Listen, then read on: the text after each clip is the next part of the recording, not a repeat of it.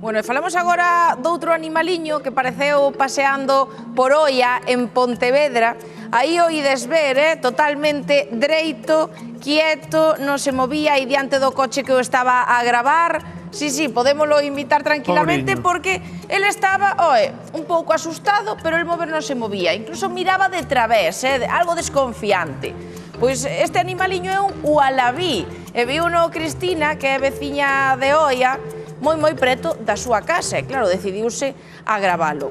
Nos hoxe fomos por ali, por Oia, para ver se a veciñanza sabía que había este tipo de animais na súa zona, o alabís, que é prácticamente un canguro, non? Podemos dicir, claro. Bueno, pois algúns non tiñan ni idea. Algúns veciños dixeron que eles non viran un animal semellante pola zona, outros dicían que o mellor este animal proviña da casa duns veciños que son madrileños e que teñen así animais de todo tipo, mesmo teñen tamén avestruces. Bueno, nós achegámonos a Oia e fomos na procura do ualabí. Atoparíamolo. Entraches tú do canguro? Escapou un canguro aquí en Oia. Que escapou un canguro? Un canguro. Non sei nada. No, de momento no. Non o viches? Eu non. Da lá, dunha casa da lá arriba. Da casa, sí. Eu non dei nada. Pois mira. Ah, sí? Iso é raro, Como te quedas? Flipao. Non, porque sabes Aquí o que abaixo. pasa, eu non teño destes móviles, eu teño xa bolsos moi modernas. Non che chegou o vídeo. Os veciños como non sabedes que hai un canguro aquí? Que hai tantas cousas que non se sabe. A mí me dá igual, porque están alá pa diante, eu estou aquí. Non sabías nada que tiña aquí alguén un canguro? Pode ser, que haba lá nunha casa que haba un canguro, pero... Ahora xa está se chindo a idea. Paga, que me vai dicir? Eu creo que está xunta a capilla. É unha casa que mira así, hacia o mar, unha das últimas alá. Vale, nada, gracias, nada, non te preocupes que non vou dicir nada que fuchiste. Pois resulta que é dun veciño escapoulle da casa. Ah, por iso anda por aí entonces. Claro, algún día veralo paseando por aquí. Pero iches, pois que houve sitio, canguro para estar, tamén te digo, Digo, eu. Claro, é que o canguro estaba na casa, foise a Oia. Pois a buscarlo.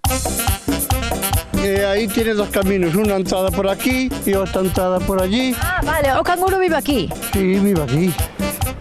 Demos co canguro. Los peregrinos que estaban por aquí, y ¡oh, un canguro, un canguro! Y saltó por ahí, justo por aquí saltó. Tienen avestruces, caballos, gallinas, tienen de todo ahí, tienen de todo. Pero yo pensé que iba a quedar ahí enganchado por aquí. Meu pobre. Se que metió por abajo y lo baja.